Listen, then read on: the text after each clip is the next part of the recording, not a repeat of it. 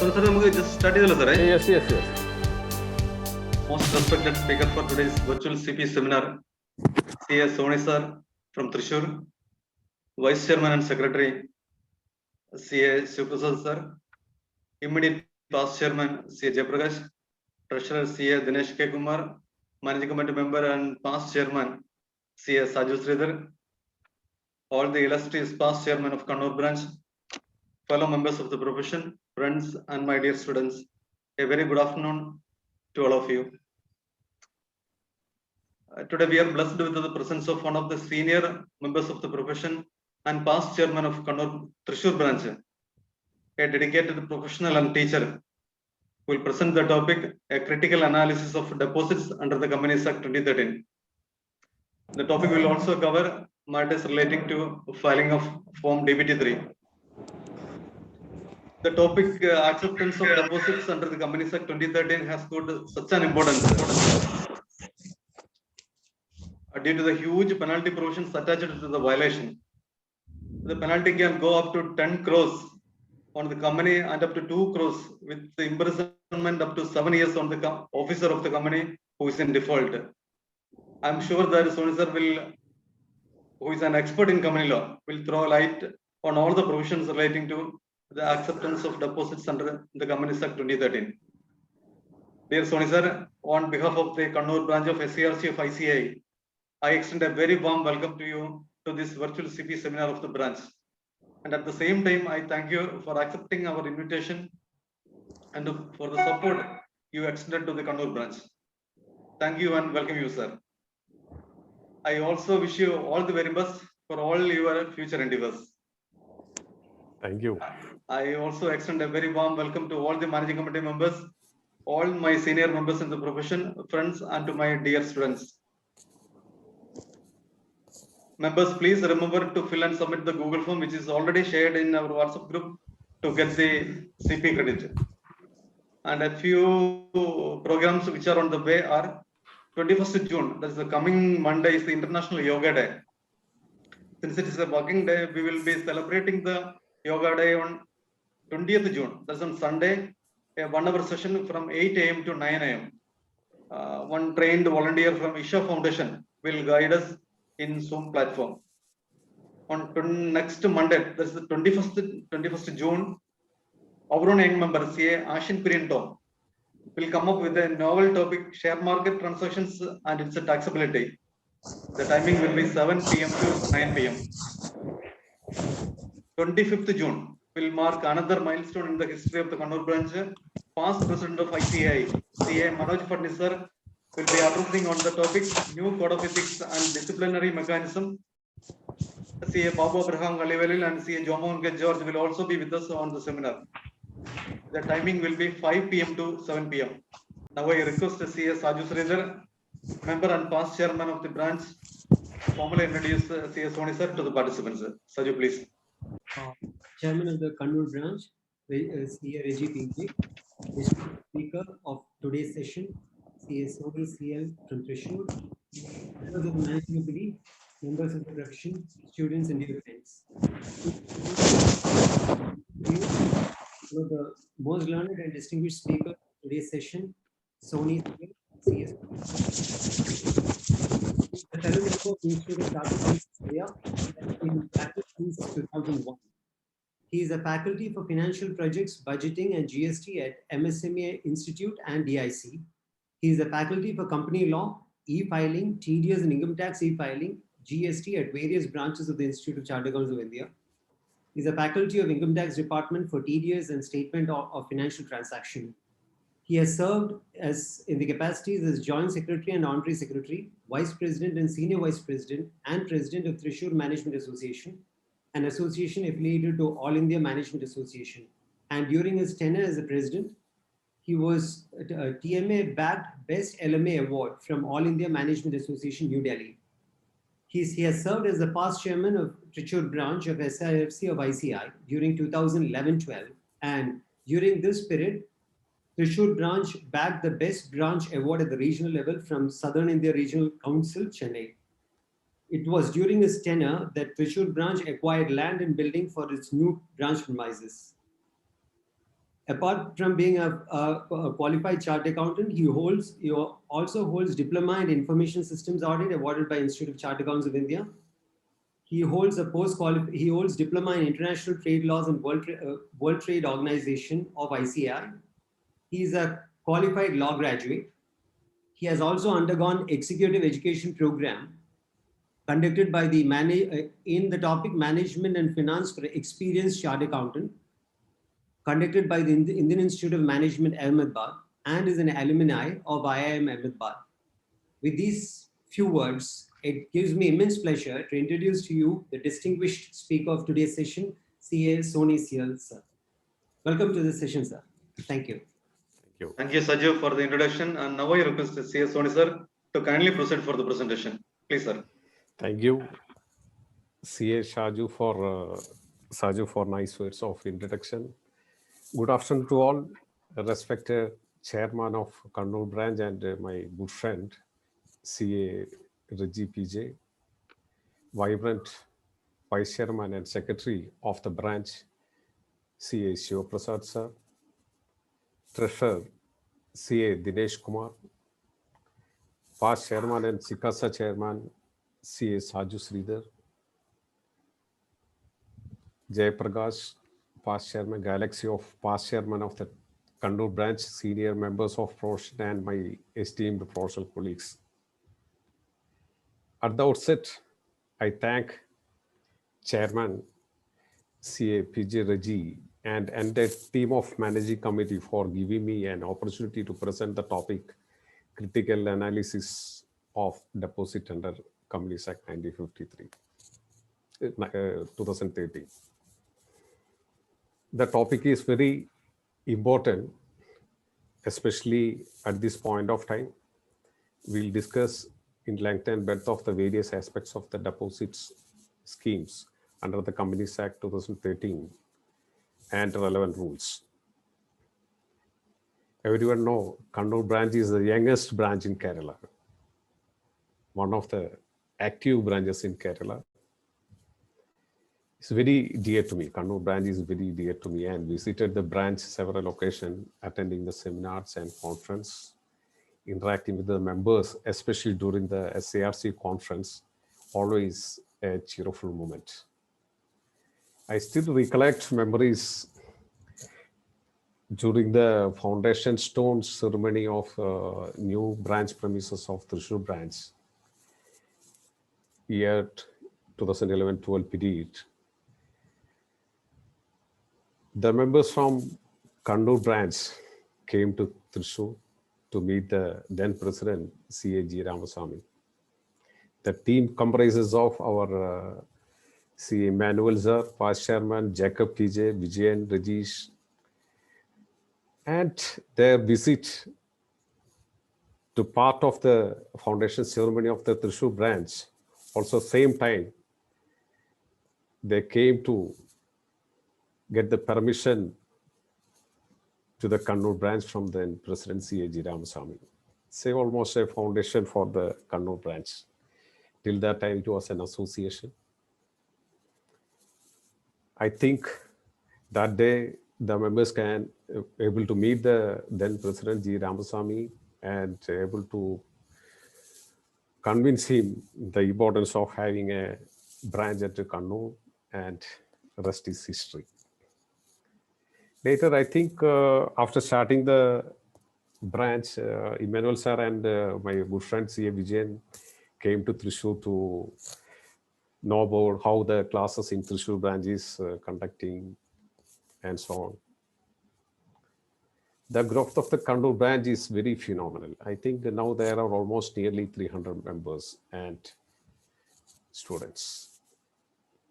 The classes of Kannur branch is very famous across the Kerala. Many of my students also attended many of the courses at Kannur branch.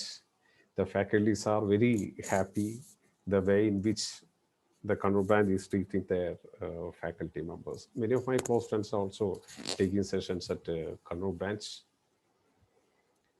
And of course, the members program, especially the northern part, now you are getting the big faculties like Girish Ahuja for your programs. That shows the increasing significance of the Kannur branch. And many friends are here. I always contact CS Suresh sir for any of my tax issues. We used to visit the Trichur branch for many times for taking session for members.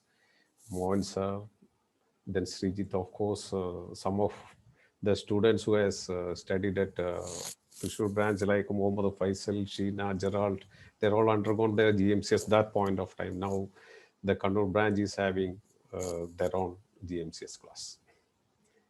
Anyway, coming to Kannur branch is very nice always. In the month of April, I stayed at Kannur as part of my bank audit. The support of many of the members, I spent quality of time in Kannur, especially the Vishu time. We are not able to return back to home. We spent time with the support of a member like Vijay. I also visited the branch, the biggest, most beautiful branch, Kannur branch.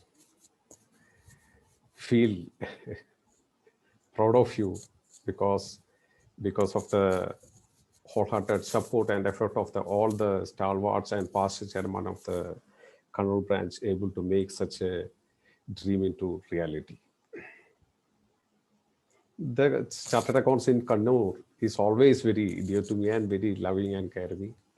And members always give me a wholehearted support and encouragement in all my professional endeavors. I am grateful to you and seeking your support and encouragement for all my professional journey. Anyway, I missed the opportunity to meet all of you physically at your branch, which is one of the beautiful and amazing building. Anyway, maybe this pandemic will settle down soon. I'll be able to come and meet you in person. Anyway, congratulations to the team Kannur, especially past chairmen like Jacob sir, Emmanuel, Vijayan Satyam, Rajesh, Mohan sir, Saj. Many of them are spent their midnight oil for making the dream of Kannur branch the reality. I am extremely happy and address and interact with members of the Kannur branch, which is one of the active branches of the SIRC. Becoming the chairman and carry out the activities of the branch, especially in this difficult time, the challenging COVID time, it is very difficult. Managing the branch in extraordinary and difficult, very difficult.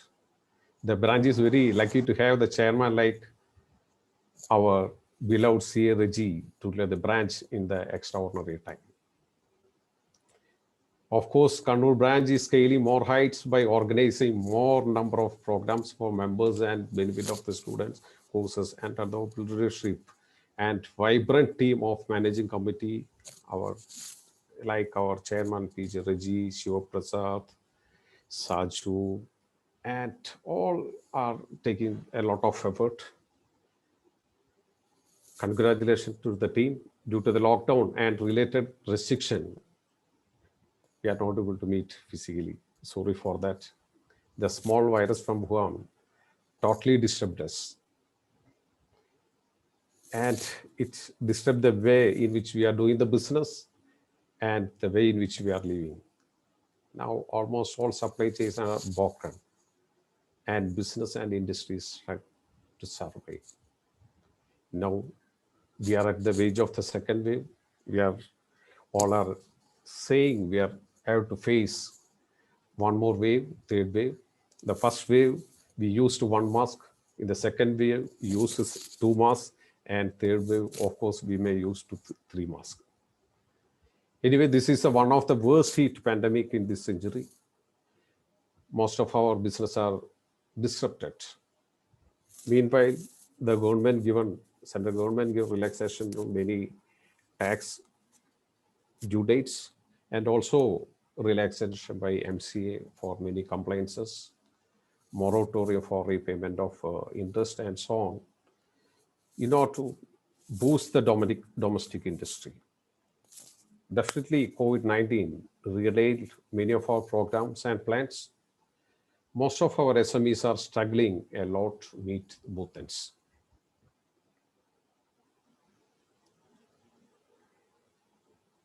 We, the chartered accountants, should advise and guide these SMEs how to manage this business and industry during this pandemic situation, especially cost management and other related matters.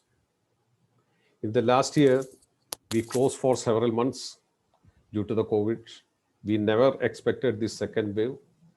Now it is saying that we have a third wave also. In between, our CA fraternity is also struggling a lot. Our offices were remained closed for a long period due to the triple lockdown and related restrictions. Many of our staff members, many of our beloved members infected by COVID. We are trying to resolve our task remotely. One of my friends who is practicing Bangalore, during the interaction, he told the Bangalore, the work from home, work from anywhere is the order of the day. Still, he is saying that the efficiency from this work from home is only 50%. Anyway, we are very lucky and we are able to complete our bank audit and able to score our initial 6s and 4s. This is something like a cricket match. We have plenty of hours left behind, but number of wickets in hand is less. Please keep your wicket. Let us wait for the slog overs. We can earn more runs. I hope all of you are safe at home. And today I came to know that many of our offices in Kannur is able to open up. Please take care of your staff. Dear ones, follow the appropriate COVID behavior. Take the vaccination at the earliest. I know many of the seniors already had their second dose also. Anyway, it's very difficult to work from home, but when in practical, when we are approaching the clients, they are postponing the details because they're also finding it difficult to give the details while in the lockdown. Anyway, we have to cope with all these changes. Today, the business is struggling a lot. Actually, our profession is also at the crossroads because, the GST audit, the enhancement of tax audit limit and so on, we have to find out a lot of other avenues and opportunities to remain in the practice. Anyway, today's topic, let me come to today's topic, the critical analysis of deposits under Companies Act. Actually, this topic I evolved some years back when one of my client, who is a corporate client, came to me, said, we are finding it very difficult to get bank credits because of their poor balance sheet. But we are very confident we'll be able to run our business as a small manufacturing unit in a better manner. But banks are not supportive. But we are blessed with a lot of good members and directors. Many of them are non-residents Indians as well. Many of them are returned back from the Middle East and they started this company. That point of time, the chairman and managing director of the company sit with me. Sony, you find out some solution to overcome this situation. Otherwise, the members are not interested in giving the shares because we are, as you know, our company is a loss-making company. So we are not able to distribute the dividend. Now they're saying they have to get something returned back for their investment. So you find out some of the alternative so that we get able to give some return or interest or something like that. Then we evolve this idea of raising the amount business by way of deposit. By way of many of the, when we move along, we'll discuss the definition of the deposit and what are the deposits, what are the amount which are not considered as deposits. If we go through all the aspects of these areas, wherever possible, we'll go to taking the deposit. Wherever possible, we use the loophole, which is not as a deposit. I'm going to share my slides. I will explain all of these details in a very orderly manner so that it will be very easy for all of you to follow this simple process, as we say.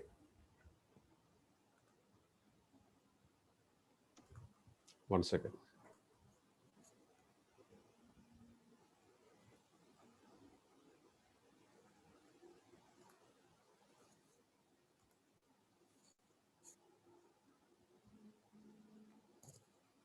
The screen is visible, Chairman? Yes, sir, visible, sir. Okay, okay. Okay. So let us move along. The legal framework under which these deposit provisions are laying, on one leg, it is Companies Act 2013, from the provisions 73 to 76A. We call it as Chapter 5, and also it is regulated by Companies Acceptance of Deposit Rules 2014. These are the two legal framework under which the deposits under Companies Act is working. Okay, let us move to some of the sections, prohibitions of acceptance of deposit by 73, section 73, then repayment of deposits and so on. These are some of the provisions in which it is regulating the deposit acceptance. The definition itself, very inclusive, excluding what I would say, very funny and critical definition, section 21C. It includes, deposit means include any receipt of money. It includes any receipt of money by way of deposit, loan, any other form. Further it say, but it does not include. So deposit means it includes any receipt of money by way of deposit, loan, any other form. But does not include the following. I'm explaining that one by one in each slide, because that is very most important, because as rightly pointed out by our chairman, CA PJ Reggie, while filing the DPT3 form, the returns, it is very important to know the understanding of this particular aspect.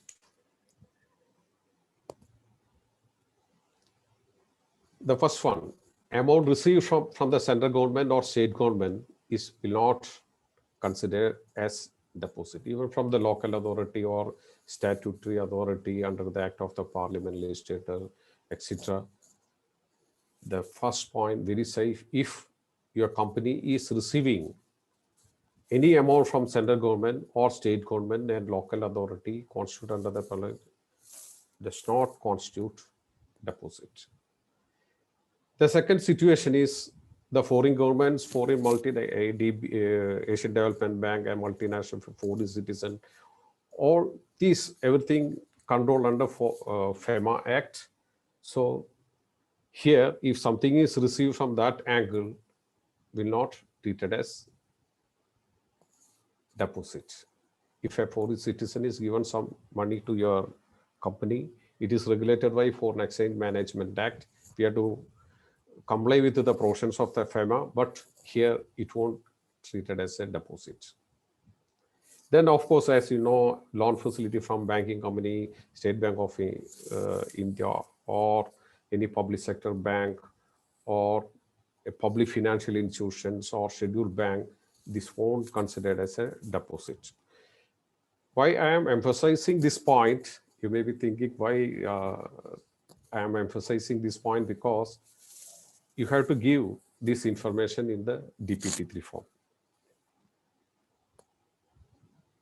Then also amount received against issue of commercial paper or any instrument notified and issued by the Reserve Bank of India, and amount received by a company from any other company. Company deposits will not treated as deposit, whereas the word corporate is not here. So in case you have received something from LLP, then it will fall under deposit. You won't get any exemption. Then of course, amount received subscription for any security shares, because all this amount, when we received the share application money, we have to allot within 60 days. If you are not allotted within 60 days, you have to repay with another 15 days time. You have to repay that amount. If you are not done that, then it will be treated as a deposit. Otherwise, this will not treated as a deposit, share application money. I would like to remind my professional colleagues one thing. Before the 2013 Act came to picture, we have a lot of money which is not a share application money laying under our balance sheet.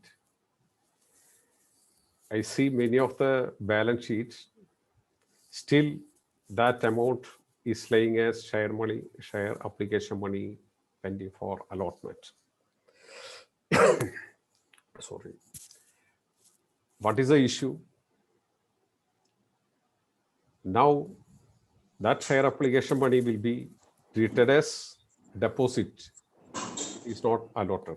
So please ask your assistants or students.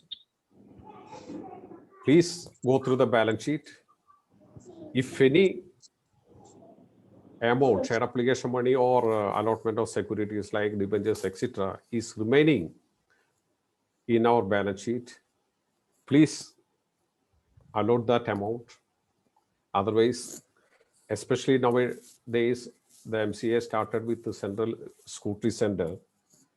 Hereafter, many of our forms which we are filing now, AOC 4, MGT 7, etc., all these forms are approving straight line, straight processing. As a result, nobody is looking into that form, what we are filed, whether it is correct or not. Hereafter, they are going to take the technical scrutiny, just like our Central Processing Center in England Act CPC. There is a Central Scrutiny Center for the MC also. Please bear in mind this point, because hereafter, many of our CA officers filing these MCA forms themselves. Sometimes they are taking the support of other specialized professionals. Anyway, please see all these compliances are happening properly. Then one of the beautiful area, if any amount received from the director of company or a relative of the director of the private company, then it will not treated as a deposit. Planning area, one of the most planning area. In the case of here, what you have to bear in mind, if it is a private company, then deposit from director as well as a relative will not include as a deposit under Section 21C.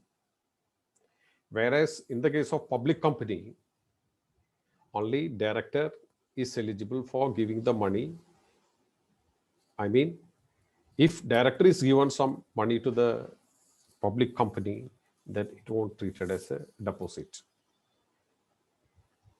Many times this is happening in all our balance sheets. We are not treating this amount as deposit. The amount received from the director in the case of public company, and amount in the case of a private company, director as well as relative.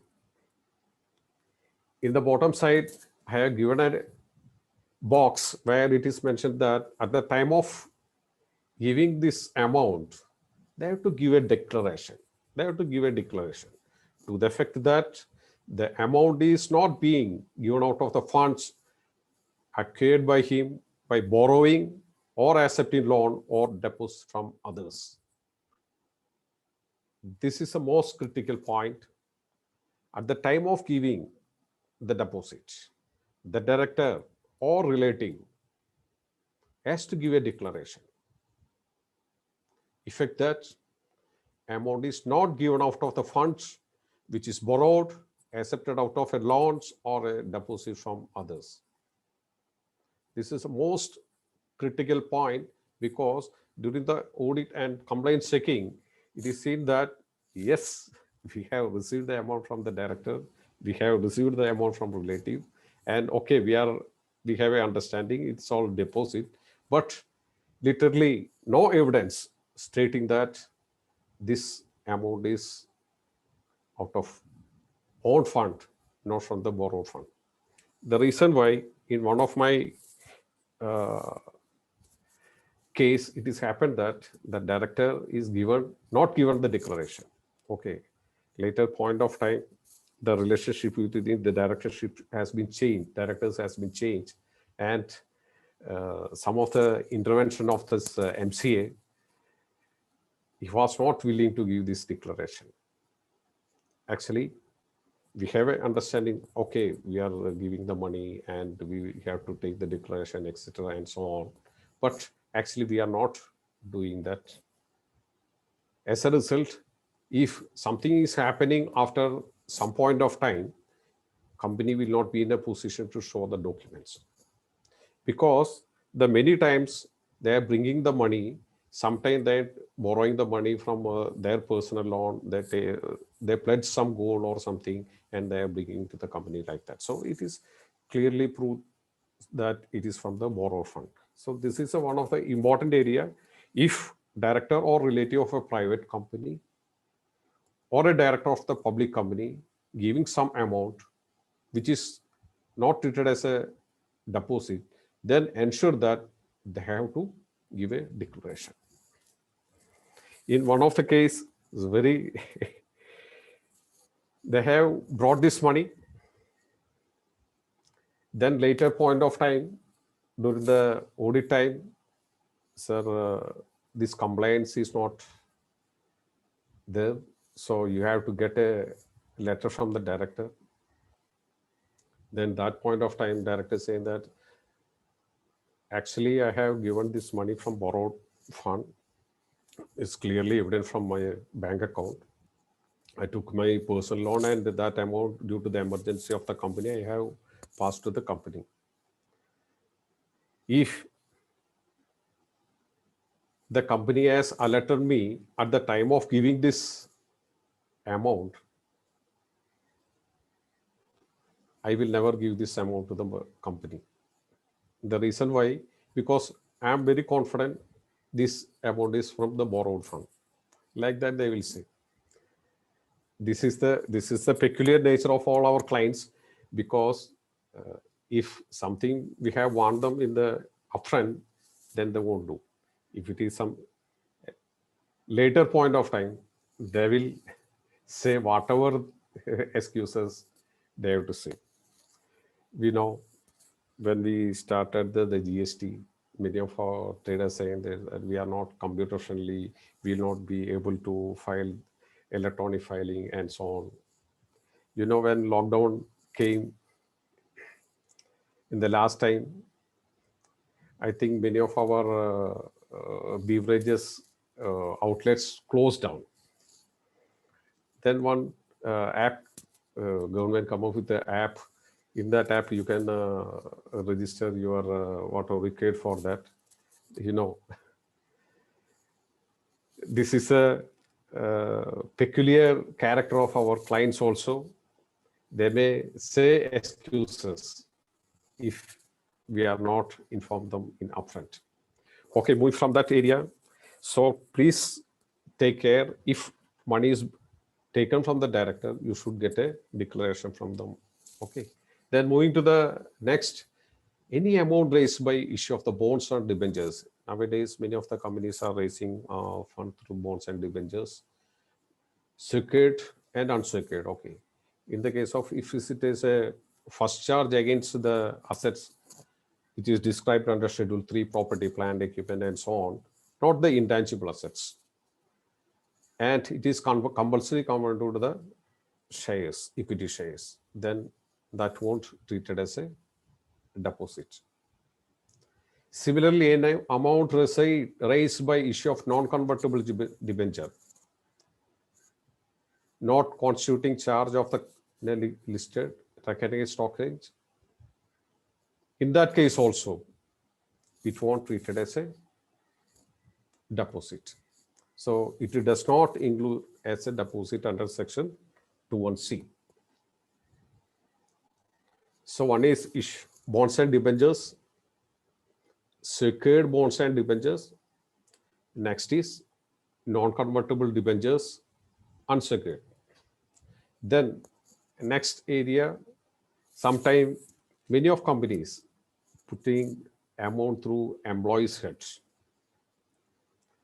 Here, one point we have to take care, any amount received from employee of the company,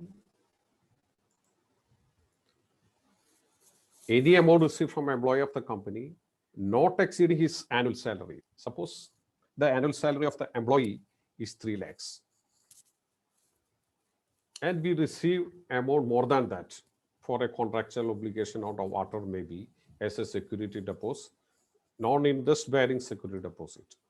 Here the core point is we can receive as a security deposit, non-interest bearing security deposit from an employee not exceeding his annual salary. Beyond that, we can accept, then it will fall under the deposit. Otherwise, it will not included in the deposit. Many times, many of the companies, you know the reason behind that, sometimes they bring money inside the company through the employees. The amount received from employees will not treated as deposit only if they follow this particular provision. Then any interest bearing amount received and held in trust. So far, I have not come across any such situation that trust, because of the faith, if they are giving some amount which is non-interest bearing, then also it won't treat it as a deposit. The next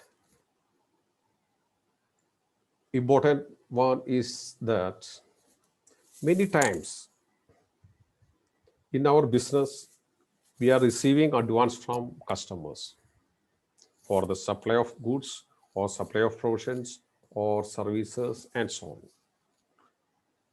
Many such businesses are there.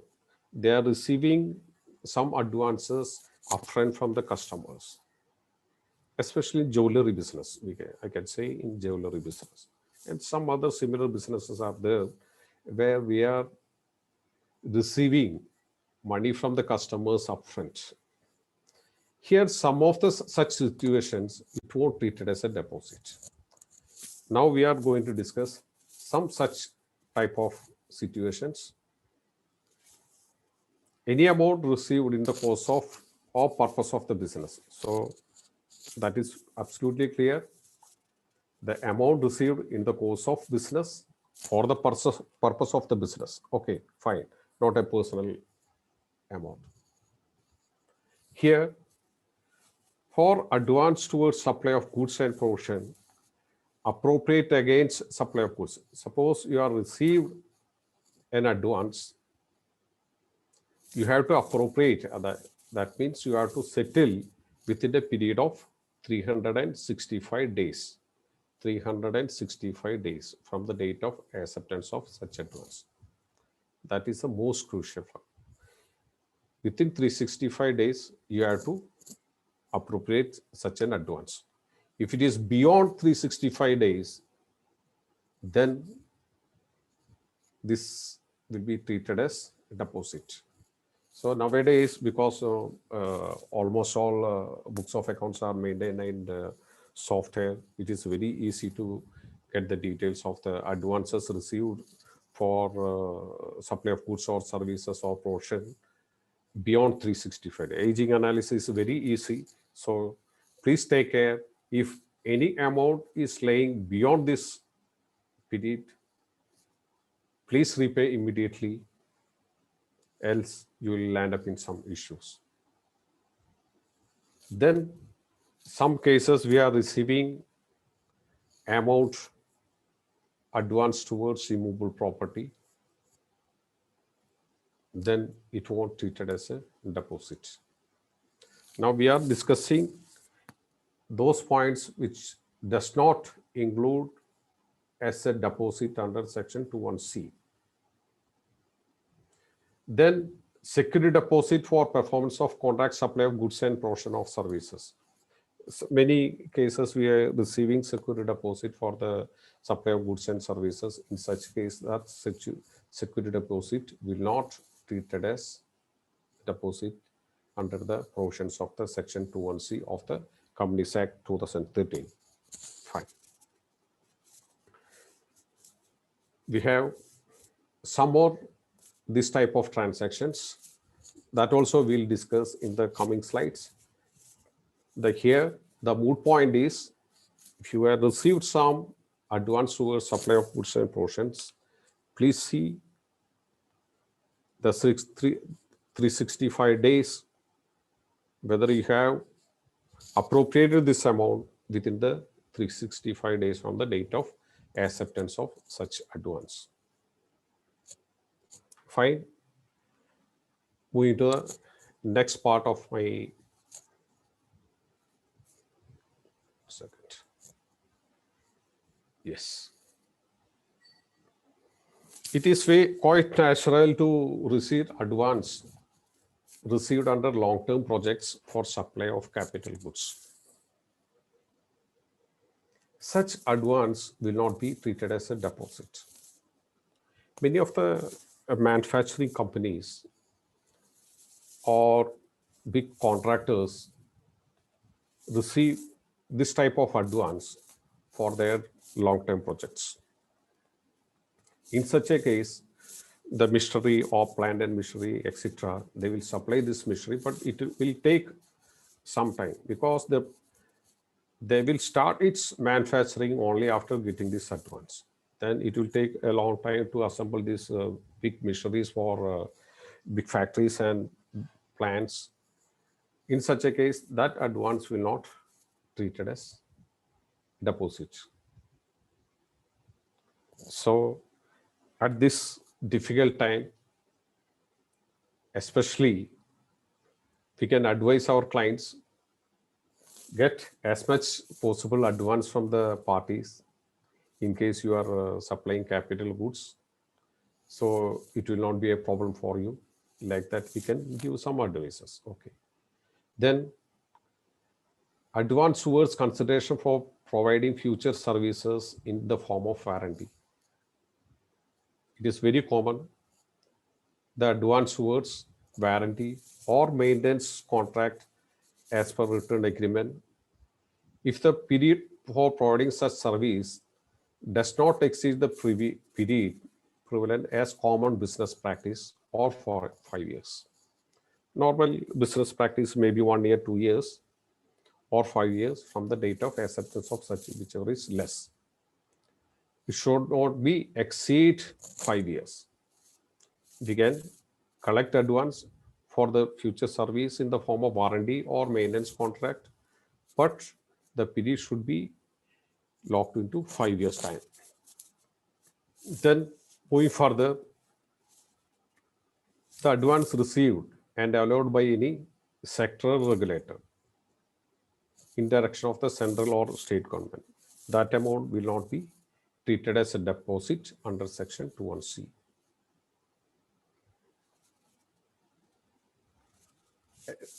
Then advance for subscription towards publication, whether in print or in electronic, to be adjusted against the receipt of such publication, that also will not treated as deposit. So these are the transaction which normally we will engage during our business. One is advance towards supply of goods, advance towards a immovable property, security deposit for performance of contract, advance for the supply of capital goods, warranty maintenance contract. Please bear in mind 5 years time. Advance received from sector regulator account not be a problem. Subscription towards publication, whether print or in electronic medium. So if your client is a publisher, they can accept advance as much as they want, and they should provide service towards the publication. Then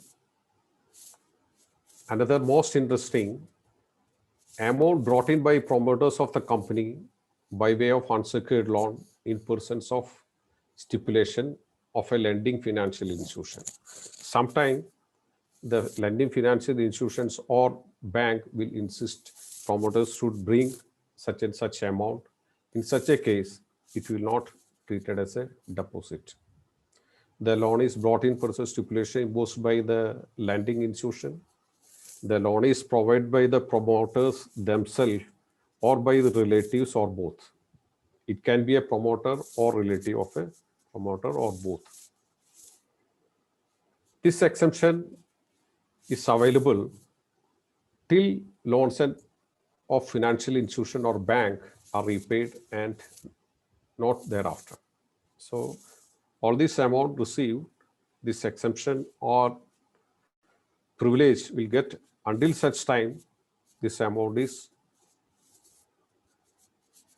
loan from the financial institution or bank are repaid. After this repayment, still this amount is lying as such, then it is a different situation. Here, why I am emphasizing the definition of the promoter is very wide. So please take care this definition of the promoter and whether they are falling under this particular situation. They are not mentioned director, they are mentioned promoter. The person who is able to influence the company or board is also called as promoter. The person who is named in the annual report also named as a promoter. So please go through that. Then this is very common case. Any amount accepted by Nidhi company is accordance to the rule of section 406 will not be treated as a deposit.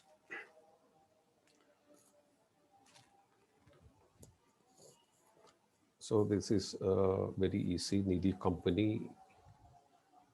Then any amount received by subscription in respect of cheat will not treated as a deposit. In case you have any questions, please type into the chat box. We'll take those questions at the end of this presentation, because you might have been facing many practical issues or doubts. Please put it in the chat box. Then it will be very easy for us to answer. The next is, I don't know whether in Kannur side, the number of chitti companies are more or not. In Trichur, it is the capital for chitti companies, and during my articles also, I spent a lot of time in doing the audit of the Chitti company. I done my articles under Jose Potagaran sir, the former Central Council member and SIRC chairman. In our office, we have plenty of Kuri companies, Chitti companies.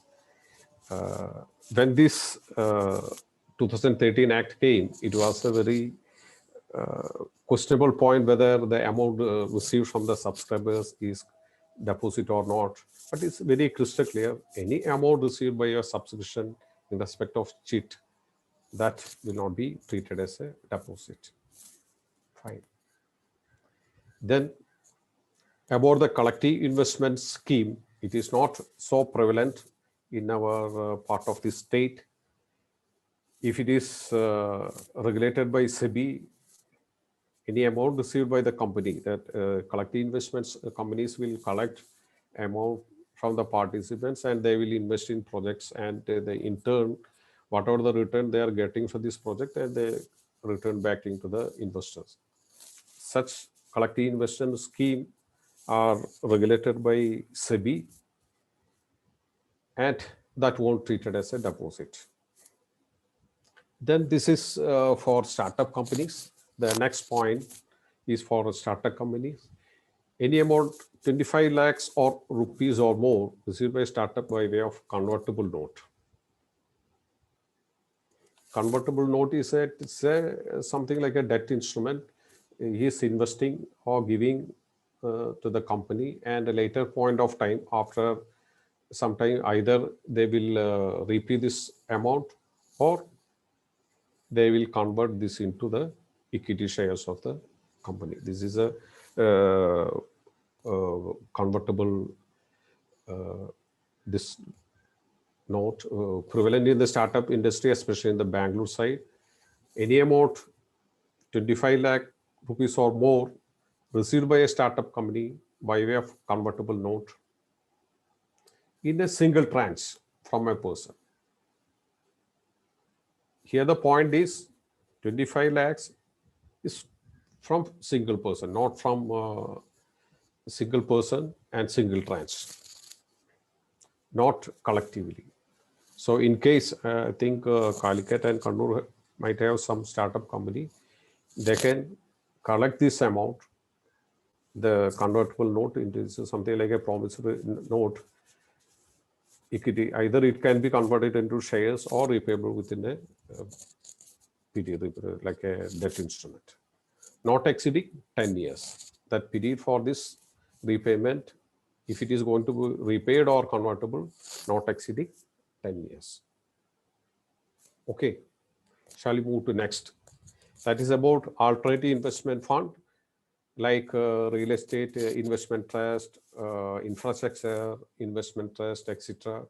Any amount received by a company from such and such company will not treated as a deposit. All these, each point is there in our DPT3. Many cases it will be nil. Still, you should ensure this amount are not there. And also you can take as a alternative route that rather than accepting the deposit, in case your company is coming under this type of areas, this type of activities, then we can take this amount. Still, it is not a deposit.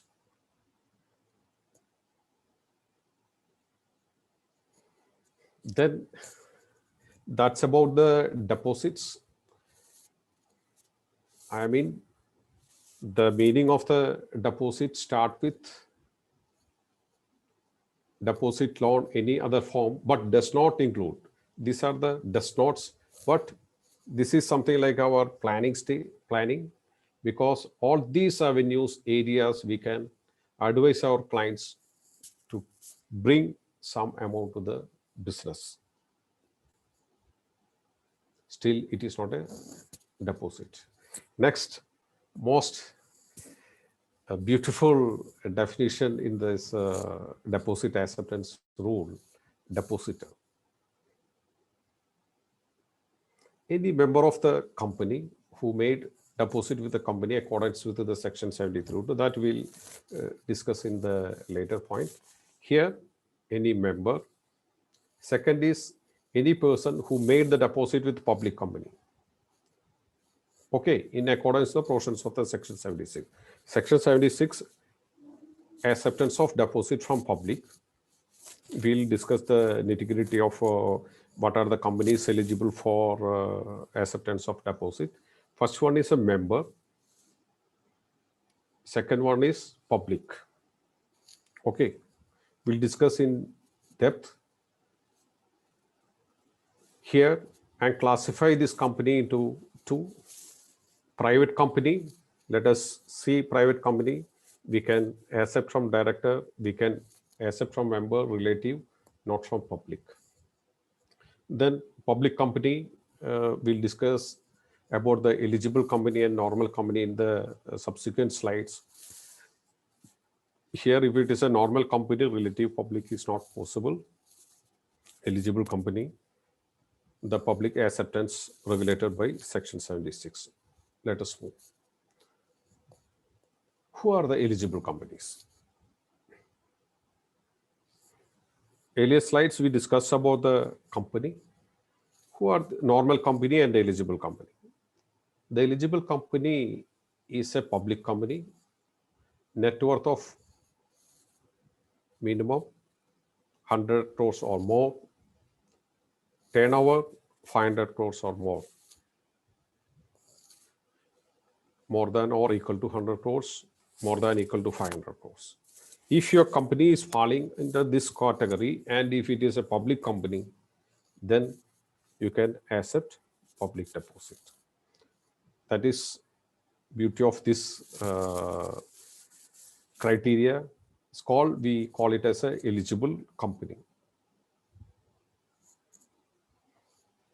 So please see your company, you can entrust your assistants, article assistant, go through the balance sheet of the companies, of which choose the public company and see how much the net worth and turnover. And you can advise in the next, after concluding the this year audit, you can advise your company, okay, you are an eligible company, you can go for the deposit route.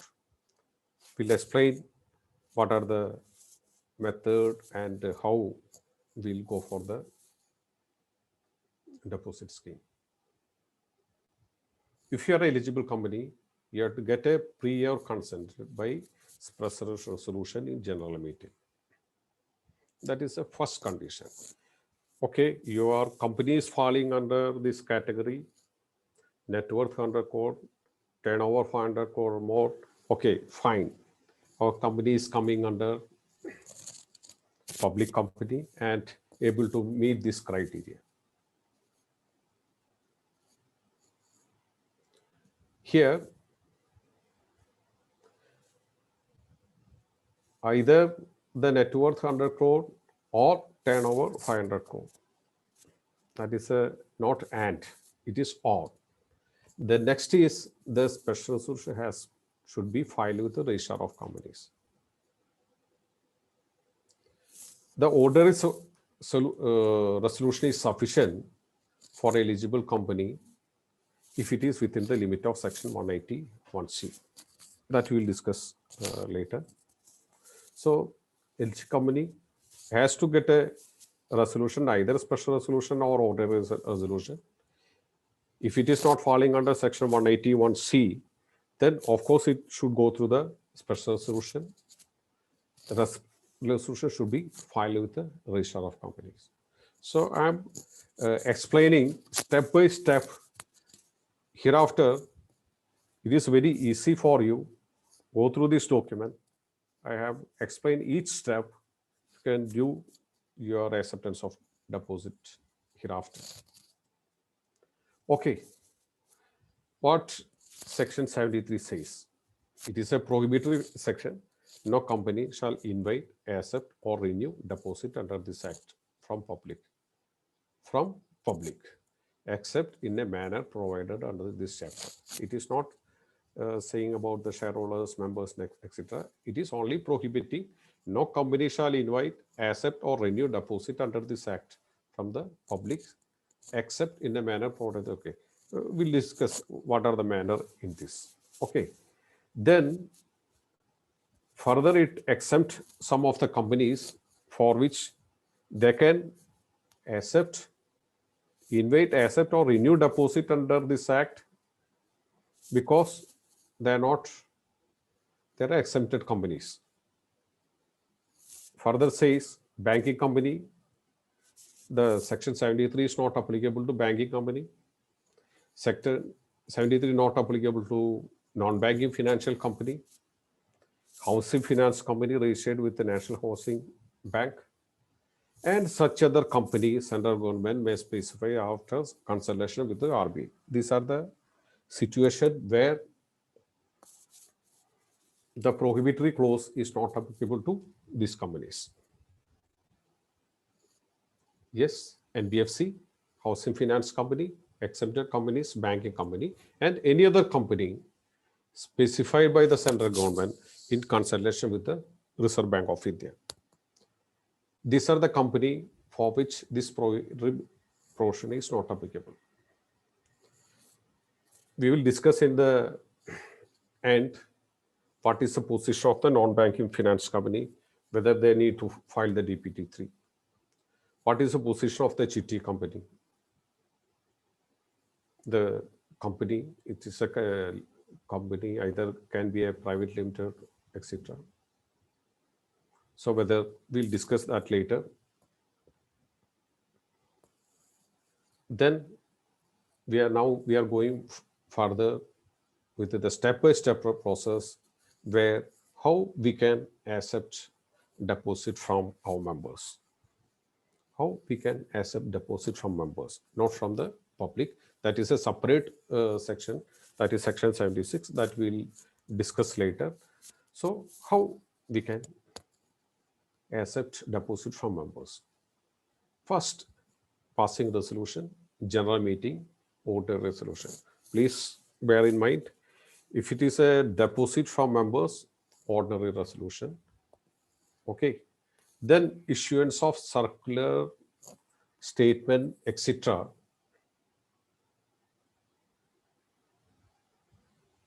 After passing the resolution, company has to issue the circular, like it should contain financial position of the company, credit rating, total number of depositors, and the amount due towards the previous deposit, how much the interest rate, turnover, etc. should be in a circular. And this rule specifies a specific format for that also, called Form 2 DPT-1.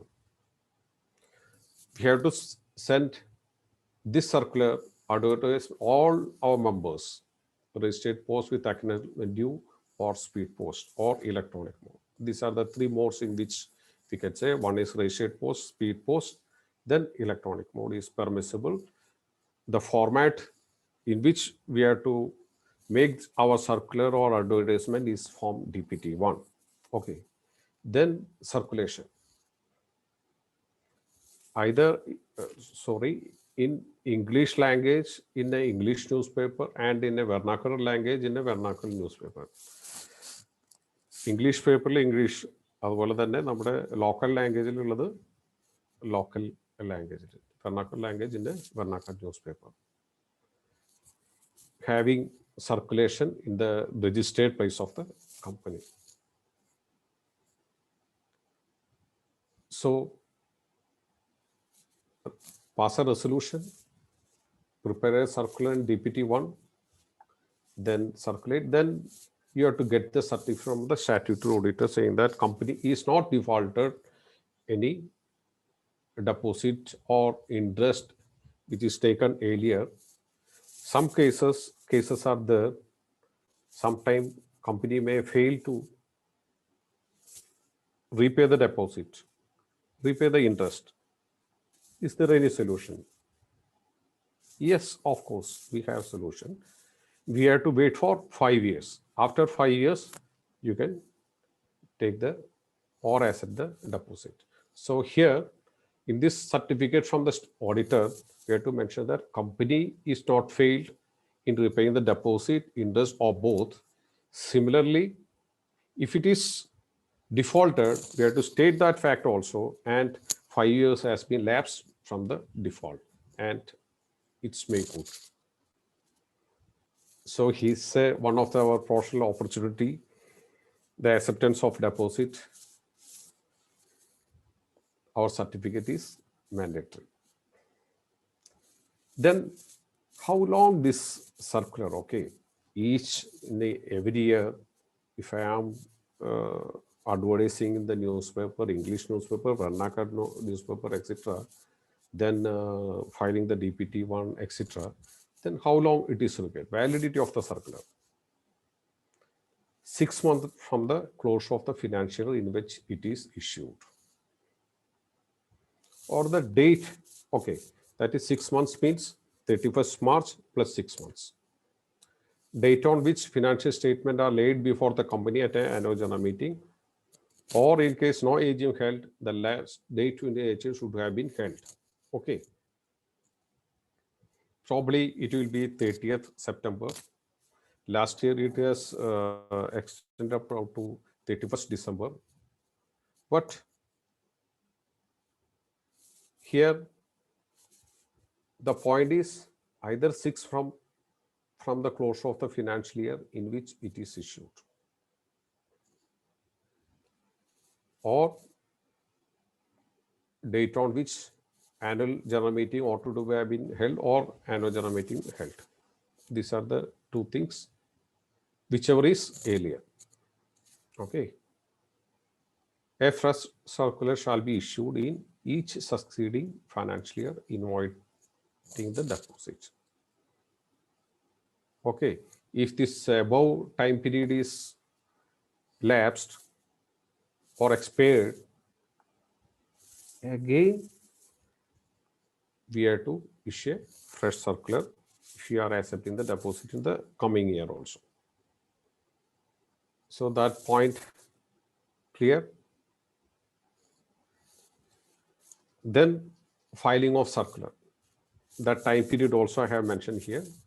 File a copy of the circular containing statement with the registrar within 30 days before the date of issue of circular. Before issuing the circular, you have to file the circular before the registrar of companies. Suppose you are going to issue the circular on 1st May. Okay, 30 days prior, that is 1st April to 30th April, 30 days. 1st May, you are issuing the circular. 30 days before, you have to file the circular with the ROC. That is one point. Then deposit repayment reserve. This is a most interesting part while accepting the deposit.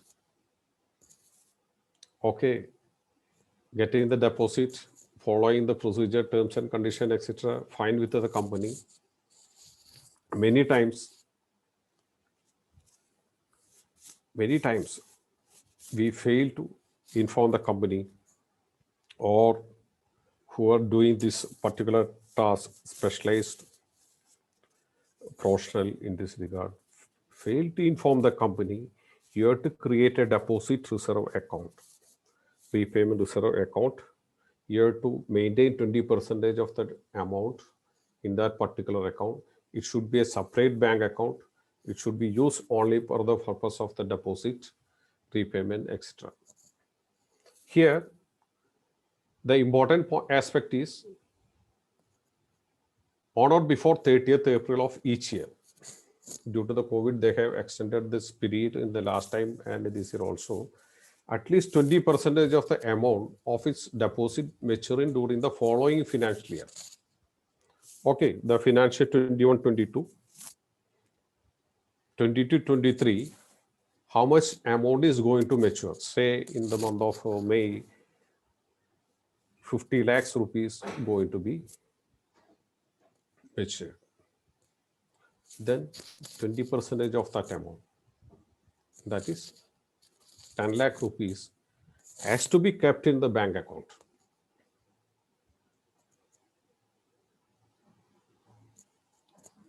Are you getting my point?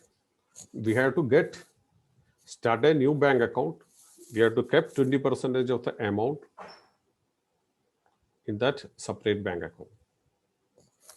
One of the director of a company asked me, Sony, we are in a difficult time the last year. So we have kept some amount in the deposit reserve account. Shall we take, anyway, we are, our next maturity is so date, whether we can take some amount here and use for the purpose of the business. That is for the working capital requirement, urgent requirement, because they have given a proposal or project to the bank. The bank took some extended period to release the amount. So they have plenty of the amount in this deposit reserve account. Can we take that amount? No, we cannot take any amount lying in this separate bank account. This can be used only for the purpose of repayment of deposit. Many times, because of this lack of information, company not started a separate bank account. So it is a violation of acceptance of rule. Then certification also no default in repayment. Company has to further give a certificate that apart from that statute auditor, company is also required to give a certificate that company is not defaulted in repayment. Then sometimes the deposit will be secured deposit. Sometimes it will be unsecured deposit. Then we have to, if it is a secured deposit, we have to create the security. That also I will explain. Then in case company fails to pay, the depositor can go to the tribunal, etc. That is a totally different scenario. Mostly our companies are very genuine companies and honest and sincere companies. They will repay on time. That situation will not arise. Then using the amount of deposit repayment reserve account, I have explained already, this amount should be exclusively for repayment of deposit. Then many times questions arises, how long we can keep this deposit? Can we take the deposit which can be repaid in 1 month, 2 months, and so on? This is a genuine question from this company when they are entering to the acceptance of deposit. There are many people who are like in a bank, 45 days deposit, 15 days deposit, 7 days deposit, etc., which is prevalent in bank. In the company side, it is not like that. Minimum period of the deposit should be 6 months and it should not exceed 36 months. We can go up to 36 months and at least 6 months it should be kept in the company. Then there is exceptions also, I will explain you. So please keep in mind, deposit can be accepted for a tenure of a period of 36 months maximum and 6 months minimum. Okay. Then exceptions. This is short-term requirement. They can accept overcome this 6 months, not exceeding 10% of paid up share capital, free reserve, and security premium account. Repayable only after 3 months. Here also, at least 3 months, this amount should be kept as a deposit with the company. This is only for meeting the short-term requirement. It should not exceed 10% of the aggregate paid up share capital, free reserve, and security premium account. Fine. I know, especially these virtual programs, it is not easy to sit in front of the computer, and especially in the afternoon is very difficult for a long time. Anyway, I think, Chairman, we have time up to 5 o'clock, isn't it? Yes, sir. We can Yes. go up to 5 o'clock, sir. Okay. No problem. No problem. Okay. Then next we are coming to maximum amount of deposit from members. Redeem deposits from members including other deposits. Okay, if you are accepting deposits from members as well as non-members, that is public, then the aggregate limit is 35%, of which 10% from members and 25% from others, that is public. Okay, then there is an exception also for one is International Financial Service Center in special economic zone. Here in India, one of the IFSC area is in Gujarat, Guild. In such a companies, it can be a public, IFC company will be a public company. And of course, also private company can also accept from its members not exceeding 100% aggregate of paid up share capital, free reserve and security. Okay. Earlier we talk about the 35% limit for a public company, 10% per members, 25% from other members. Okay, fine. For this IFSC company and private company, having some of the conditions are there, they can accept not exceeding 100 paid up share capital, free reserve and security premium. Okay. Then, as mentioned earlier, we have to file the DPT3 form also.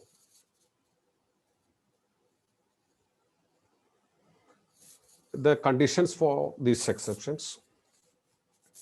In the case of a private company, which is a startup for 5 years from the date of incorporation, the maximum limit is not applicable here. We have talked about the maximum limit in the earlier slide. This is not applicable in the case of private company, which is a startup for 5 years from the date of incorporation, and the private company having following conditions, which should not be associate or subsidiary of any other company, borrowing of such company from banks or financial institutions or any body corporate, bank, financial institution, body corporate less than twice the paid up share capital or 50 crores, whichever is less. Twice the paid up capital and share capital or 50 crores, whichever is less. For example, the paid up share capital of the company is say 5 crores. The twice amount is 10 crore or 50 crore, whichever is less. So we have to take the lesser one. Such company not defaulted. Any company which is defaulted in repayment of this borrowing in an earlier time, they cannot go for this maximum amount relaxation. Here also they have to file the DPT3 form. So exemption is the case of private company, which is a startup, and private company, which is not an associate subsidiary of the company, the borrowing from the banks, financial institutions or body corporate. Here they mentioned the word body corporate, not the company. Any amount borrowing from the body corporate, twice its paid up share capital, 50 crores, whichever is less. Then they should not be defaulted in repayment of the deposit. Okay. Then in the case of private companies, when we discuss all about this, how to get money from members, the public and private companies are there.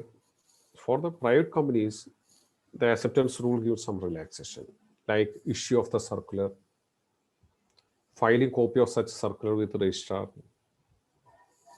repayment reserve, deposit repayment reserve, certificate, no default certificate, etc., is not required for the private company. Supposing your company is a private company, these conditions, these points of the section 73(2) A to E, like issue of circular, okay, you have not issued the circular, no problem with the private company, not filed with the ROC, the circular not filed with the ROC here 30 days before, that condition need not fulfill, then repayment reserve. certification of no default. This is not required for the private company. This is only one exception for section 73(2), clauses A to E, of which D is omitted. Okay, these are some of the conditions. Now let us move to other points. If it is a secured deposit, of course, we have to appoint trustee of depositors. There are plenty of conditions for who will be the trustee. Then ceiling of rate of interest and brokerage payable on deposit, which is in line with non-banking financial company, which is regulated by RBI. For the NBFC, they have given some instruction or direction for that. We have to avoid that rating. Filling the application, we have to get the application from the depositors. Merely keeping the money is not sufficient. We have to get the application. Then situations where joint names are there. Suppose a member is given deposit. He would like to add one more name. Say his wife or husband, whatever may be. Is it possible? Yes, it is of course possible. Put the name of the member of the company first. Either or survivor, former or survivor, joint. See, everything is possible. So it's something like whatever happening in our banking industry.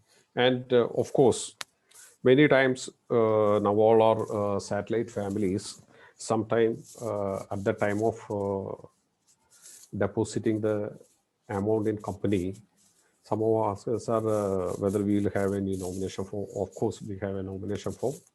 Then, so they can make good nomination form.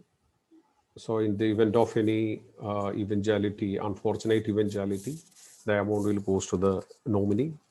It is very easy for the company also to ensure the repayment is going to the relevant party.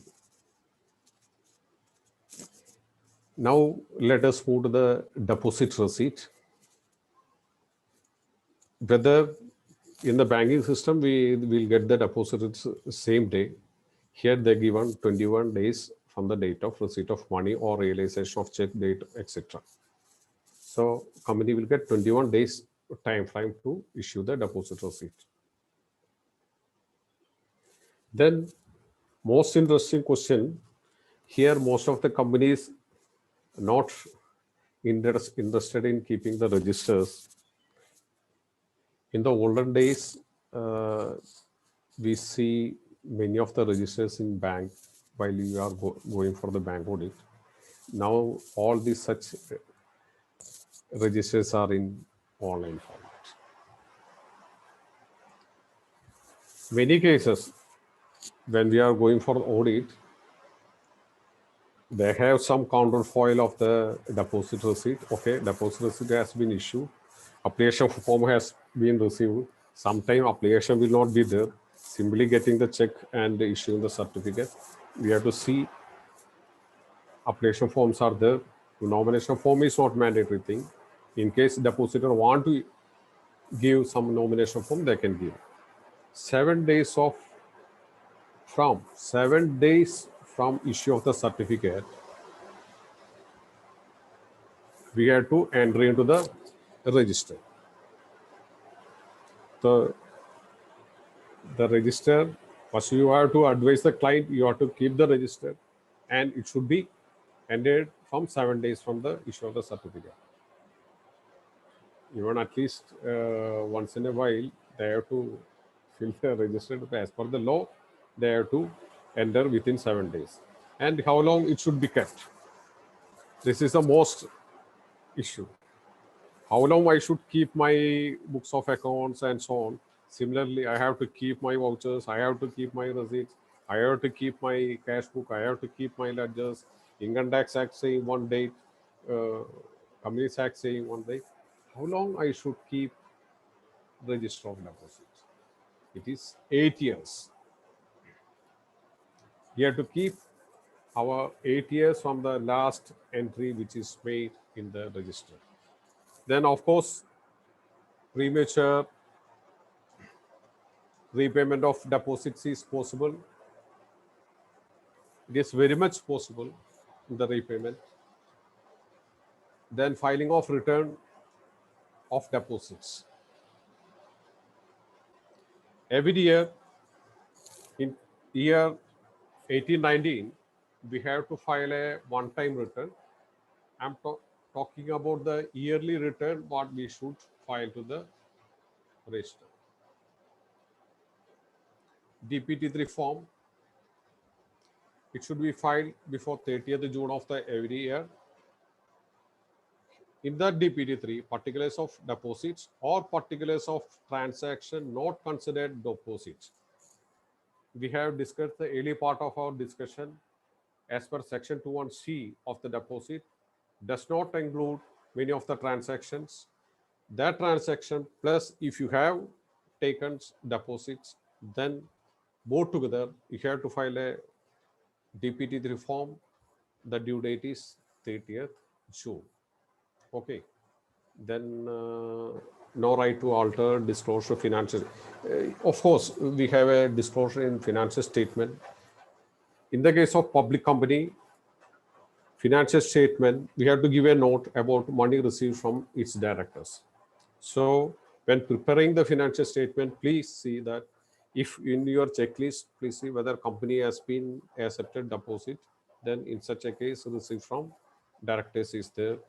Then in the case of private company, financial statement, not by money received from directors and relatives. In the case of public company, it is director only. In the case of private company, both director and relative. This is to be disclosed in the financial statement. This one-time measure return, I am not discussing in detail because it is already done 90 days from 31st March 2019. Most of the companies has been filed. Suppose, please check whether it is filed or not, get the SRN number, etc. Penal rate of interest, 18%. The punishment for contravention, fine extend to 5,000 rupees, 500 rupees for everyday default. This is punishment in contravention, so 73.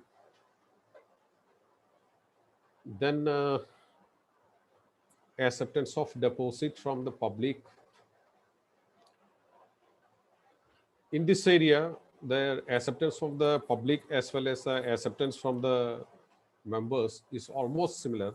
I'm just discussing some of the, in this slide I have given in detail presentation, but due to the paucity of time, I'm just touching the important points. Here, eligible company, as discussed earlier, net worth not less than 100 crore rupees, turnover not less than 500 crore rupees.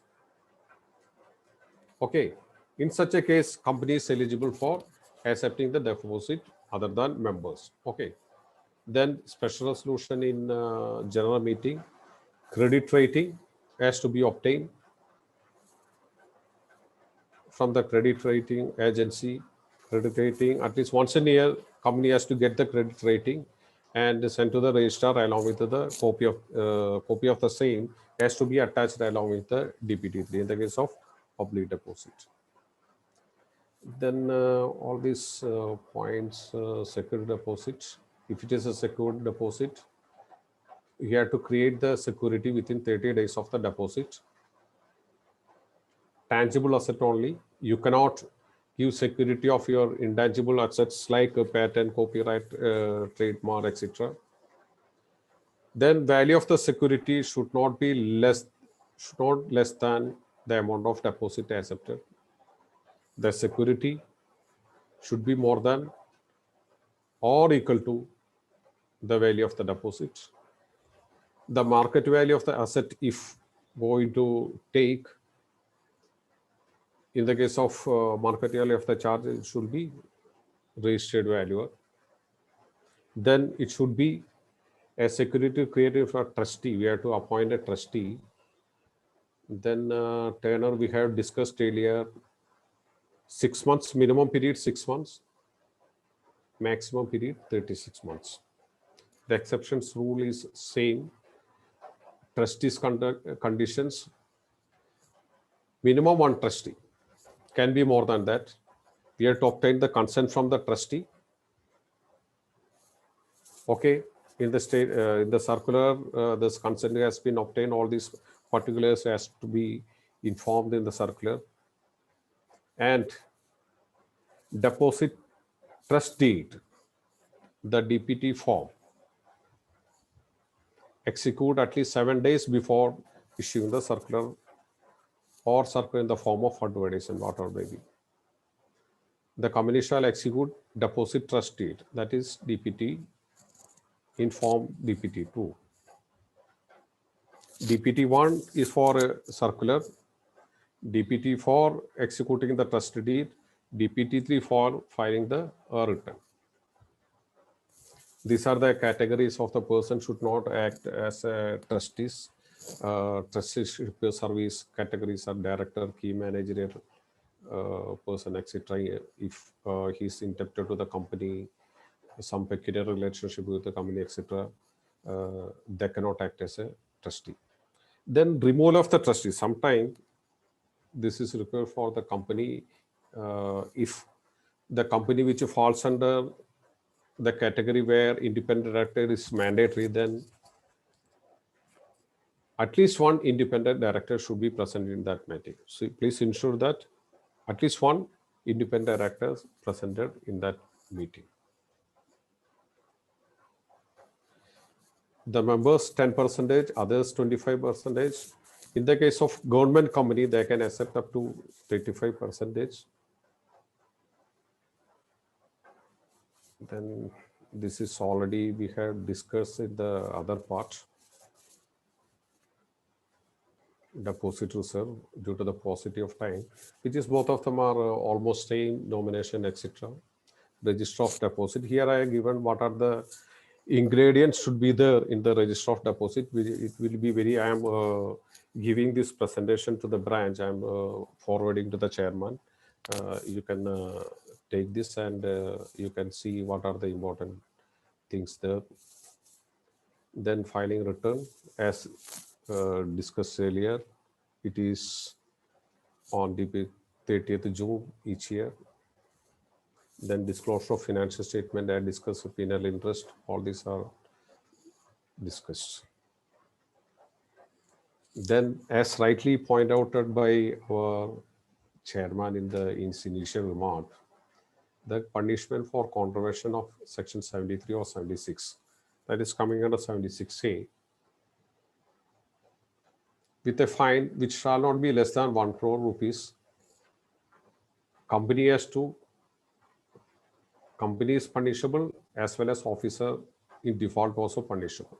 Company is punishable with a fine shall not be 1 crore rupees or twice the amount of deposit accepted by the company, whichever is low, but which may extend to 10 crore rupees. Okay, they put cap 10 crore rupees. 1 crore rupees is a bigger amount. Then of course 10x is there, the upper cap. Then what is the punishment for officer default? Imprisonment, which may extend to 7 years, and with a fine which not less than 25 lakhs. That is both imprisonment and fine. Imprisonment which may extend to 7 years, or fine, it is not like that, and with the fine which may extend to 2 crore rupees. Okay, apart from that, if it is some fraud element is there, then punishment also come under section 447 also will be added. Okay, the definitions of the relative in income tax, we have plenty of relative definition. Companies Act also have relative definition, some part of the portions. Here, for this deposit acceptance rule, this is the definition of the relative, because in the case of private limited company, the director and relative of the director can give money to the deposit to the company. Still, it will not treated as, it does not included as deposit under section 21C. Who are they? Members of HEF, husband or wife, father, including stepfather, mother, etc., son, daughter, daughter's husband, brother, etc. Just check whether if they're saying from the relative, whether it is fall under this case. When I discussed with one of my friend in Chennai, he asked me whether a HUF can give money to the company. Okay, because he was under the impression that HUF also relative. Members of the HUF can give, but not HUF. Okay, so please bear in mind this. These are the category of relationship or category of relatives. Okay.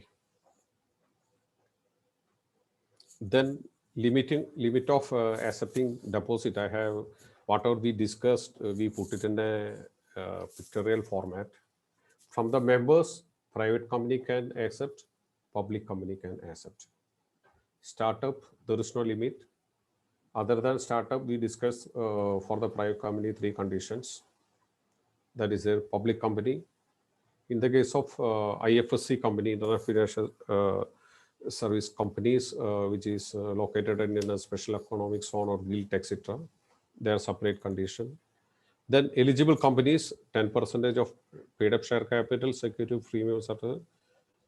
Other companies, 35% of the capital, like a government company, etc. Okay. Then from the public, okay, from the members, the public company can accept only up to the 10% of the paid up share capital, security premium account, free reserve. Okay, these are the 3 elements we can take.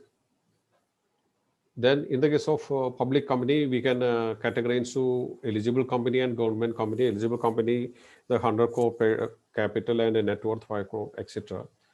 They can take 25% of same paid up share capital, free reserve and security premium. Okay. Then in the case of government company, they can go up to 35%. Okay. For the member acceptance of the private company, it should not be subsidiary of company, any other company, borrowing company, banks, etc. This we have discussed in a detail in the earlier slide. Then CARO reporting, we have to report CARO in case company accepted deposit, deemed deposit, etc. That we have to not report in our CARO report. Later, if any contravention is there, we have to report here.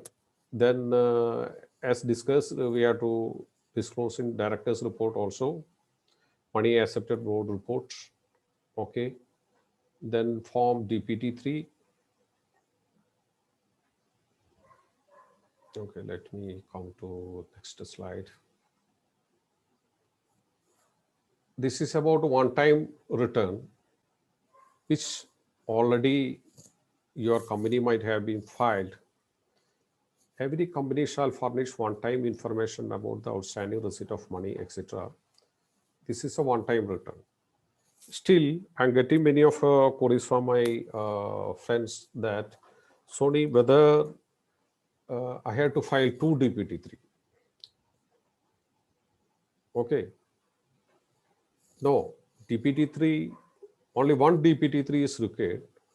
The DPT3, which is filed twice, 2 DPT3 is all the one-time return which is happened at the year end of 31st March 2019.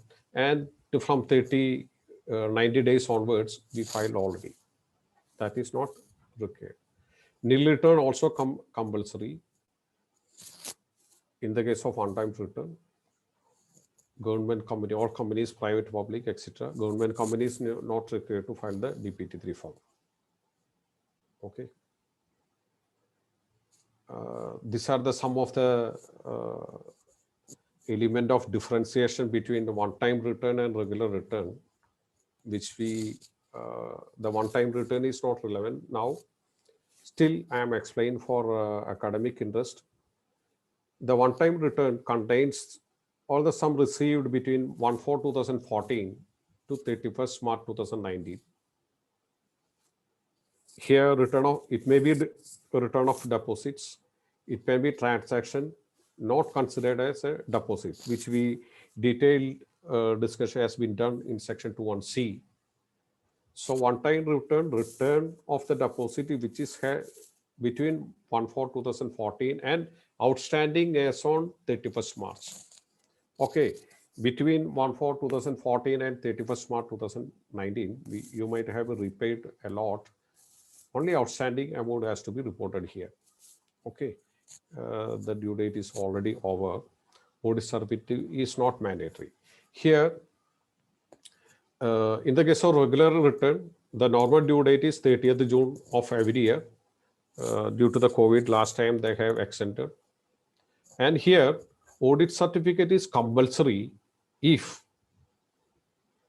the return of deposit is there. That is, you have accepted some deposit, then you have to attach the audit certificate. Suppose your company is only having the transaction which is not considered as deposit under 21C, then audit certificate is not mandatory.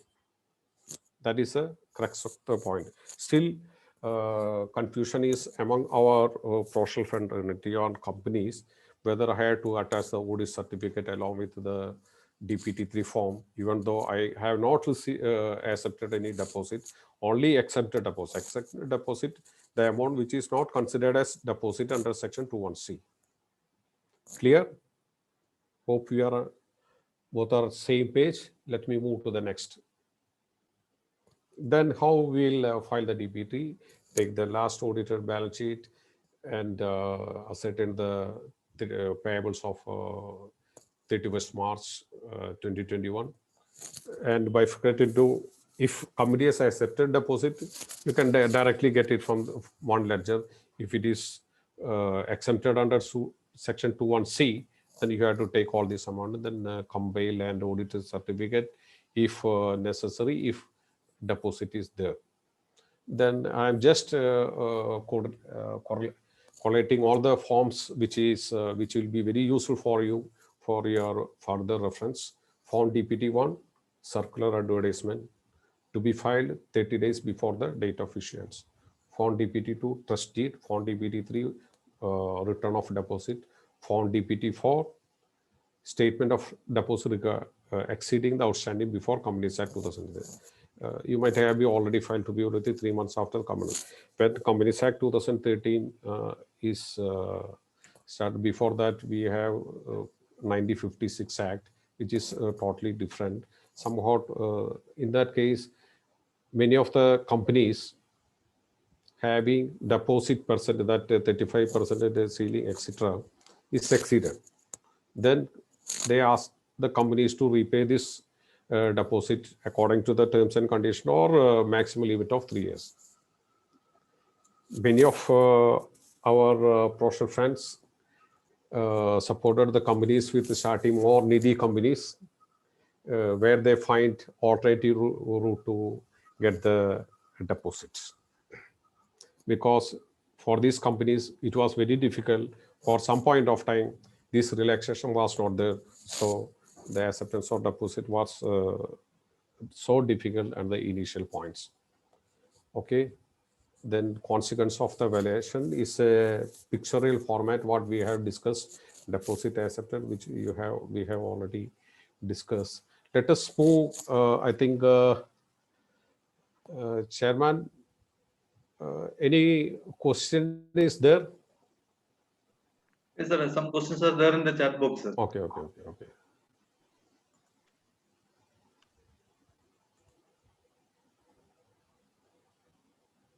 The presentation is over, sir. No. I have to. I will take some of the. I have prepared some of the questions here. Okay. I will just go through that. Okay. If deposit is in the name of the joint name of director and other person, then how it will be treated? Director and other person. Okay. Normally, since it is in the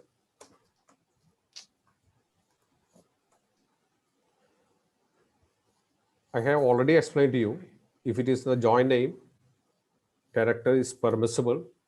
The first depositor name should be director. There is no specific, so a director can include another person along with him. Okay. If a person ceases to resign post director after giving loan, these are the one of the most relevant questions, especially after this session. Okay, if the director is resigned after giving the deposit amount. So our condition is that at the time of receipt of money, he should be director. Later he can cease to be a director, no issues. Okay. If a person, this is not relevant now. Okay. Whether LLP can give loan to the company under this exemption. That is section 21C given exemption to the, if a company is given some amount to the company, then it is exempted. If it is LLP, you cannot take the advantage of the exemption.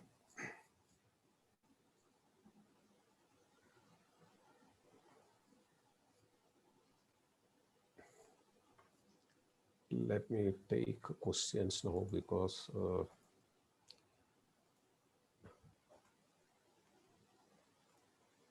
let me stop sharing time being. Some more point I have chat box.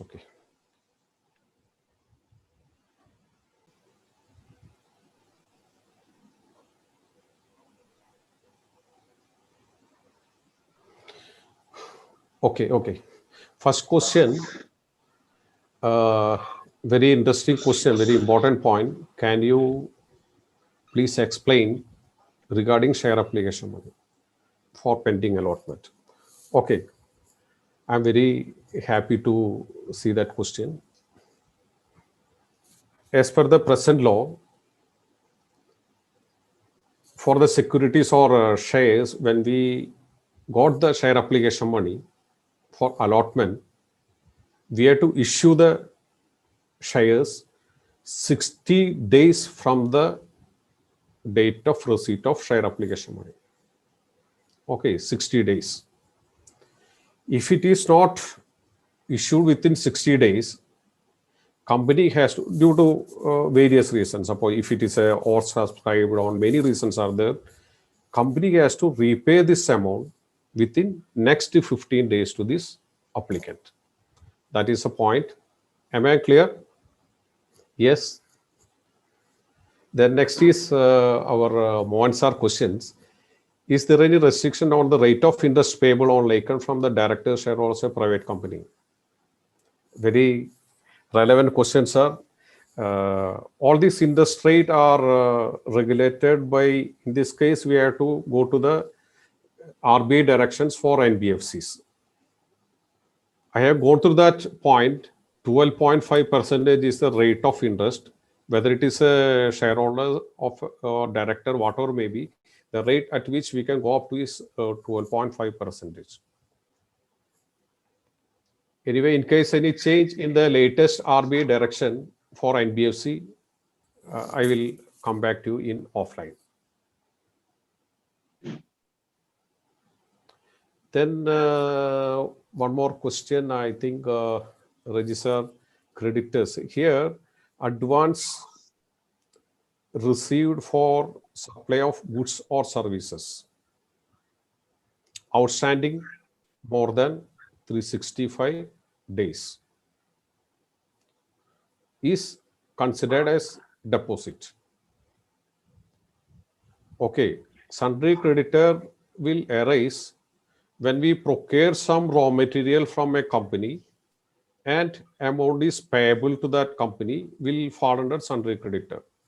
Okay, here for the sale of our goods, sale of our service, whatever may be, suppose we are making a sale, it will become that particular client will fall under sundry creditor. But here that company is giving advance for the supply of goods or services. Okay, then my understanding is sundry creditors will not come under that category. Advance received towards the proportional supply of goods or service or etc. We have to take care our tally software also, the categorization under which this particular client is saying. Okay, so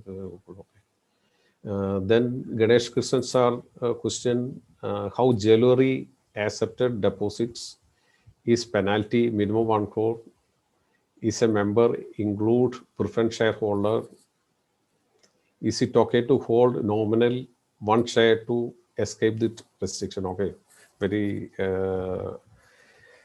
good question and very planning questions, especially for giving some good consultant. I think Ganesh sir, his questions are more relevant. It will learn more consulting fee from jewelers. Regarding the penalty, I have explained to you, I am sure. Then regarding the membership, the equity and preference shareholders both are treated as members of the company. Okay, that is clear. Then nominal value, nominal 1 share means at least he is holding 1 share. Okay, it is okay. Companies Act in this deposit asset rules does not. It should be a member of a company. Member of company, even one having 1 share will be treated as a member of the company. So that is also possible. Penalty will be there. Okay. I think any more questions? Then I will 2 more slides I have left out. Please.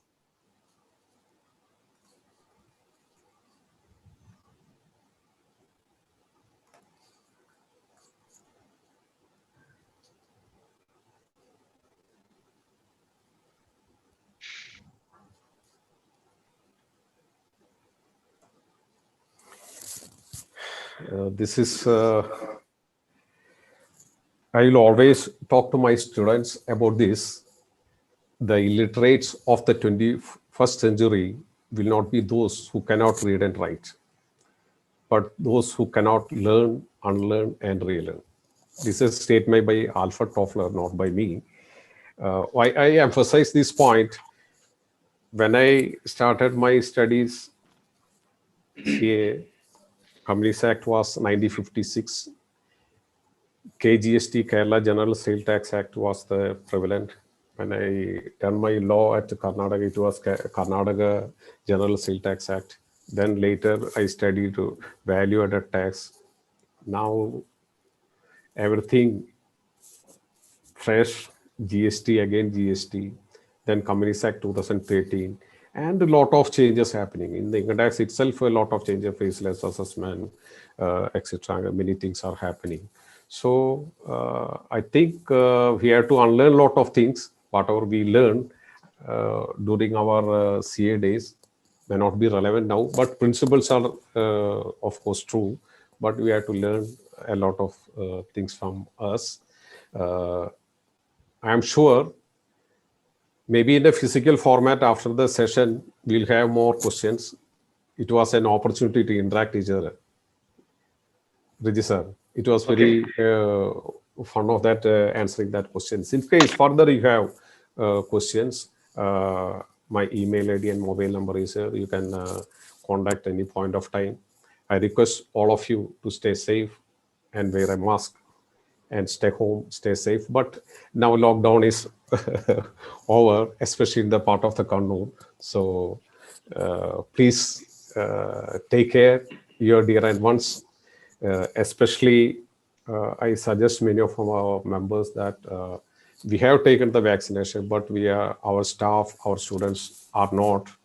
We encourage them to take the vaccination at the nearest possible time so that our immediate friends and relatives are protected from the coronavirus. Because one senior asked me, Sony, why don't you bring some opportunity for our students and staff to getting vaccinated? Because Okay, now we started, and suppose our staff, important staff, got infected, and the due date, say 30th June or whatever may be, critical time, tax audit, okay. Then what will be the issue? They are ready for paying for that and so on. But my humble suggestions, I think already some vaccination has been happened in Kannur, isn't it? We are planning, sir. Okay. Most probably in the next week it will be happened, sir. Yeah. Many of the private hospitals are hesitant to take the vaccine because the vaccination policies are getting changed. As a result, if sometime if everything is going to be free, then they will be in a difficult situation because they have to put at least 30 to 50 lakhs for getting the at least one order from the concerned authorities. Even more than the central government, the permission is also required, sir. Okay, For yeah. private hospitals. Then getting some approval from the DMO, Yes, from exactly. CLM, etc. Correct. Those are, they are not permitting also. Yes. In Palakkad, there was some problem. The DMO is not permitting. So thank you, Reggie sir, chairman and managing committee members, for giving me this opportunity. Actually, one day I visited the branch along with the chairman. I was really interested in to come to branch and interact with the members. Such an amazing building. I am proud of you having such an excellent facility. The students, members are, everyone are happy. I know next possible occasion, I will definitely come over there. Anyway, let us pray the number of cases of corona will come down and we'll be in a position to meet physically.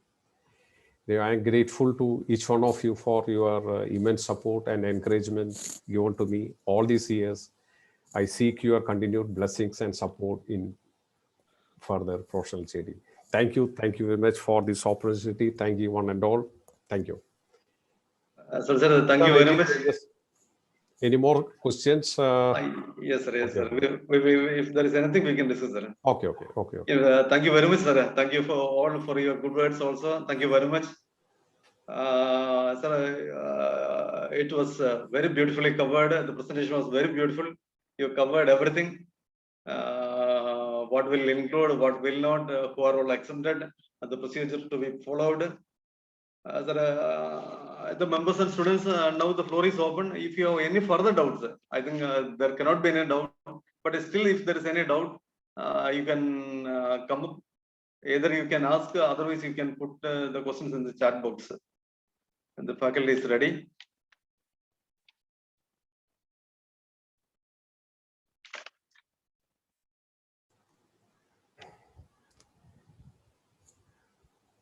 I think most of them might have been by this time cleared their doubt. Anyway, I will share my PPT with Yes, you, sir. So you can circulate among our members. I miss the physical interaction with the very close friends of my Kannur. And I miss, whenever I am visiting Kannur, I will always cherish the bakers from the Kannur. Bakers and the hotels. Really enjoyed. Thank you, one and all. Thank you, Shivkumar sir, Dinesh sir, Emmanuel sir, Jacob sir, then Mohan sir. Many of our past chairmen are there. Raji, Vijayan, Vijayan, my close friend there. Thank you all for giving me the opportunity and patient hearing. Thank you. Sir, once again, thank you for all your support to Kannur branch, and definitely, sir, once if the pandemic is over, we'll be pleasure to have you for a physical meeting. Definitely, we will have one. And now I request the secretary of the branch, C.S. Prasad, sir, to kindly propose the formal vote of thanks. Please, sir. Presiding officer and chairman of Kannur branch, C.A. Reggie, very illustrious learner speaker and a renowned chartered accountant, C.L. Sony, and my dear colleagues in the profession. We consider today's presentation is very valuable to all of us and very much benefited to all the members. This type of seminar will definitely help us in carrying out our profession in professional services in a better way. We are fortunate of having CL Sony as our faculty for today's seminar, and he led the discussion outstandingly well. It is my pleasure and privilege to express our gratitude and appreciation to the Chartered Accountant CL Sony for being with us, spending his valuable time, sharing his valuable knowledge, and for his excellent presentation on this topic. Thank you very much, sir. We look ahead your continued support and with the Kannur branch and your continued support in our future programs also. At the same time, we wish you all the success and the very best. I express our sincere gratitude, sincere thanks to the chairman of Kannur branch, Chartered Accountant PJ Reggie, for presiding over the seminar and for this outstanding leadership. Participation is most important for success of any program. We are very much grateful to all the participants, members for your support, motivation, and for your gracious presence in this seminar. Thank you. Friends, take care, be healthy, be safe, and be happy. Thank you. Thank you, sir. Thank you, Shivaprasad sir. Thank you, Chairman. Sir, please Register. maybe, sir, please.